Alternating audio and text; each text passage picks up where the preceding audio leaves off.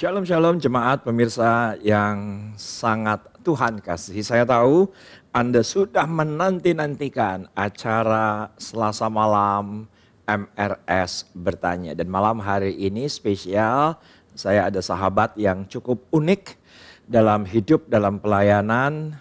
Beliau adalah internal audit dari salah satu bank nasional, 5 besar? Ya, Sekitar itu ya. 5 besar yang ada di negeri ini, tetapi internal audit khusus yaitu adalah fraud investigation. Jadi kalau ada seseorang yang melakukan manipulasi, seperti itulah bentuknya dan bertanggung jawab untuk bank ini sedemikian rupa dengan scope yang begitu besar. Jadi sudah terbiasa melihat seseorang dari perilakunya. Nah, tetapi perilaku beliau ini sesuai dengan profilnya juga juru masak. Jadi kenapa kok internal audit sebesar ini? Karena beliau adalah juru masak. Masakannya oke. Tapi itu nanti kita akan bahas di segmen yang lain. Tetapi yang saya ingin bahas hari ini adalah bukan bank audit, tetapi yang kita ingin bahas adalah perilaku manusia di tengah-tengah pandemi ini. Menurut saya sangat menarik. Karena dari apa yang saya pelajari ketika pandemi terjadi atas Indonesia, nggak tahu nanti Pak Dev yang akan mengoreksi dan Pak Dev yang akan memberikan penjelasan. Bulan Maret semua manusia bukan hanya bertanya-tanya, tapi marah dengan keadaan. Setelah itu mungkin bulan April bingung. Bulan Mei mungkin sudah bisa beradaptasi. Itu mungkin orang-orang sudah mulai bisa menerima. Yang benar seperti apa?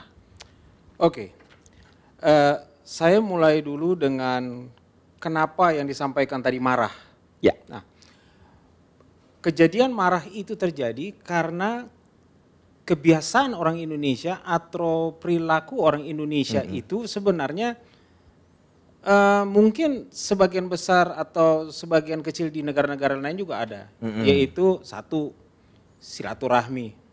Ngerti. Nggak bisa ketemu kalau nggak salaman atau kalau kerabat sangat dekat mesti agak cipika-cipiki, ya, apalagi kalau dengan orang tua, dengan mertua. Ya. Nah, pandemi ini datang, sebelum datang ada intro yang terjadi, yaitu mass media memblow up hal yang sebenarnya terjadi. Bagaimana di Wuhan orang yang lagi sedang jalan-jalan tiba-tiba jatuh mati. Disampaikan pada saat di Wuhan sekian ratus orang meninggal. Hari berikutnya sekian ratus terus, di Indonesia pun sekian. Bagaimana Amerika yang tadinya sangat di bawah, tiba-tiba dia yang nomor 1. Nah, apa yang terjadi dalam pikiran masing-masing kita?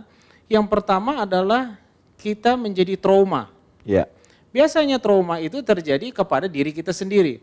Apa yang kita lihat, kejadian itu membuat kita trauma. Tapi trauma ini karena dari luar. Nah, trauma yang dari luar ini yang bukan main-main. Orang kalau kena langsung mati. Sedangkan kalau maaf kalau kayak lepra, orang tidak mau bersalaman, menjauh. Tetapi kalau ini hanya karena udara 1,5 meter, di bawah 1,5 meter kita berada, kita bisa terjangkit. Bahkan saya mendengar dari dokter, salah satu dokter dari talk show, bahwa di ruangan AC seperti ini, itu social distancing itu tidak 1,5 meter, dia harus di atas 8 meter.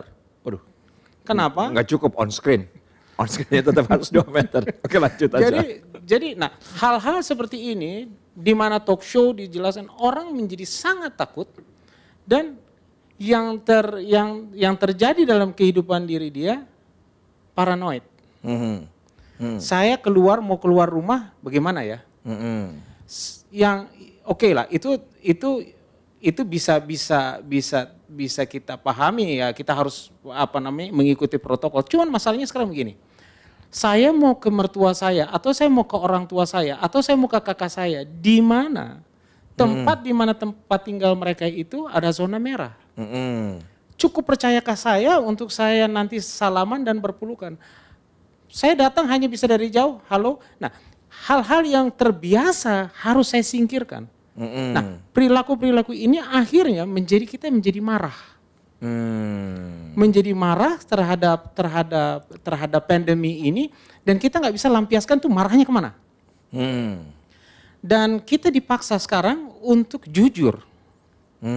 Yang kemarin kalau kita tahu orang Indonesia ini tidak semua tapi senang basa-basi hanya karena supaya jangan dia tersinggung, supaya dia jangan marah. Ya, jadi saya bikin sesuatu, saya mau memberitahu sesuatu tapi saya bungkusnya itu dengan baik. Nah, sekarang udah tidak bisa seperti itu. Kita harus kasih tahu realnya seperti apa. Anda dalam zona merah, Anda harus mengurung diri. Tetapi beberapa hari lalu saya melihat Anda ada di rumah kerabat dekat saya, yang akhirnya saya putuskan, oh tidak bisa. Tolong kamu cek. Nah, yang seperti itu kebiasaan kita yang tenggang rasa, kebiasaan kita yang lebih hangat, akhirnya kita harus tinggalkan itu semua. Merubah perilaku hidup kita. Nah, perilaku yang ada sekarang ini yang masih ada, yang belum hengkang menurut saya sampai dengan bulan ini adalah marah. Kita marah dengan situasi, kita marah dengan setiap kondisi, bahkan level untuk marah itu jadi kalau tidak pintar-pintar di dalam rumah tangga ini akan yang tadinya hanya ketersinggungannya bisa dipendam, sekarang udah nggak bisa lagi. Karena kenapa? Ya itu ada trigger dalam diri kita untuk marah, dan kita tidak tahu mau marah kemana, dilampiaskanlah ke hal-hal yang ada di sekitar kita. Ini yang jadi masalah. Ya, karena beberapa hari yang lalu ini data, dan bukan data dari meme, bukan dari lelucon, ternyata datanya dikeluarkan oleh news online mainstream. Ternyata sekarang peningkatan yang paling besar itu ada 2 setelah stay at home. Yang pertama yaitu adalah kehamilan. Ini perilaku nih. Apakah itu pun karena marah? Saya tidak tahu. Jadi sorry, saya jadi pengen ketawa. Tetapi yang kedua adalah KDRT. Tapi ada lagi yang ketiga, yaitu adalah perceraian. Ya mungkin itu konteksnya, karena stay at home, karena hanya ketemu dengan 4 dinding sekian hari, yang semula ada pelampiasan di luar rumah. Gimana ngelihatnya Pak Dev? Ya, ini yang kita harus manage emosi kita.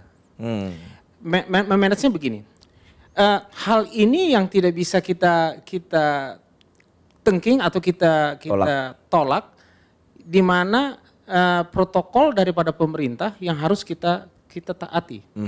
Ini berangkat sebenarnya, kalau ini menjadi masalah besar, ini berangkat sebenarnya dari kedisiplinan kita sebelum pandemi ini ada. Bukan kedisiplinan, tapi tingkat kedisiplinan. Tingkat kedisiplinan. Contoh, sudah disiplinkah saya untuk masuk gereja 15 menit sebelum gereja dimulai? Menjadi keterbiasaan. Sudahkah saya melakukan, misalnya di dalam gereja, saya biasakan mencatat apa, menghargai apa yang disampaikan Tuhan kepada kita melalui hambanya. Nah, hal-hal yang seperti ini yang sudah mulai kita renungkan, bahwa dulu kita begini, dulu kita tidak, kedisiplinan kita atau tingkat kedisiplinan kita sangat menurun. Bahkan yang saya mau katakan begini, saya rasa lucu kalau saya lihat istri saya. Istri saya dulu itu kalau kita mesti pergi ke satu tempat naik pesawat, itu cepat sekali dia. Ya, bahkan dia kalau bisa bangun duluan dia. Tapi kalau kita mau siap-siap ke gereja, persiapannya itu tidak sematang kalau kita mau berangkat. Ya mungkin ada pertimbangan karena rugi kalau terlambat, kalau nanti akhirnya harus ketinggalan pesawat segala macam. Tapi yang saya mau katakan begini, bahwa ini adalah satu hal yang sangat baik untuk kita betul-betul sekarang berpikir bahwa hari ini atau sekarang ini adalah masa ini saya rubah hidup saya, perilaku hidup saya harus rubah. Ya, saya harus jujur. Orang itu bakal tersinggung, tetapi nanti lihatnya akan menjadi baik nggak buat orang itu. Ngerti. Itu yang sekarang ini yang kita harus pikir-pikir untuk, tapi kalau untuk saya rasa itu bukan pikir-pikir, ambil tindakan untuk berubah. Karena akhirnya harus dari luar yang mendisiplinkan diri. Sebenarnya kalau dari dulu kita sudah bisa disiplinkan diri kita, maka pada saat pandemi ini ada, mestinya kita nggak masalah. Hal yang biasa. Apa yang dikatakan Tuhan, apa yang dikatakan pemerintah, atau apa yang dikatakan penguasa, harus lakukan ini, harus lakukan itu. Karena ini sudah menjadi sifat hidup, akan gampang untuk menjalankannya. Makanya tidak akan mungkin ada KDRT. Ngerti. Tetapi kalau yang tadi alasan yang pertama, memang Tuhan mau memberkati tambah satu anak lagi. Oke. Karena kalau menurut saya orang Indonesia sebetulnya orang yang didisiplin, Pak Dev. Ya. Buktinya apa? Turun di airport Singapura langsung bisa disiplin. Ya. Berarti bisa disiplin. Kalau memang law enforcement-nya jalan. Kalau ada ketakutan, jadi memang katanya orang Indonesia jauh lebih takut denda dibandingkan COVID. Ya. Jadi penjaranya lebih menakutkan, dendanya lebih menakutkan daripada COVID-nya. Nah tetapi kembali soal disiplin, soal perubahan, terus terang perilaku saya juga berubah 3 bulan terakhir ini. Saya ini punya rasa frustasi dengan yang namanya tanaman. Ya. Saya senang dengan ikan koi. Ikan koi saya karena memang saya senang, saya disiplin, dan saya lakukan dengan segenap hati. Bertahun-tahun saya selalu beli tanaman apapun itu sekian bulan mati. Tetapi karena sekarang saya ada di rumah, saya harus killing time begitu, saya juga menjadi berubah perilaku saya terhadap tanaman itu sendiri. Karena sebetulnya manusia itu pada dasarnya mudah untuk beradaptasi. Menurut Pak Dev gimana?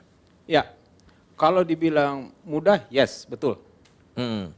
Sekarang permasalahannya adalah mau meninggalkan kebiasaan buruk dan mau merubah itu sebenarnya bukan sulit, tapi mau atau tidak maunya itu yang masalah. Nah, kebanyakan dari kita karena sudah terbiasa dengan zona nyaman, itu yang membuat saya tidak mau tidak mau keluar dari situ. Saya mau ambil contoh sekarang begini. Saya bicara dalam perusahaan. Sekarang dalam pandemi ini semua berteriak. Kenaikan gaji hanya sekian, ya, bonus juga tidak signifikan, tidak ada kenaikan pangkat. Tapi saya mau tanya ke kehidupan pekerjaan sehari-hari bagaimana? Ya, masuk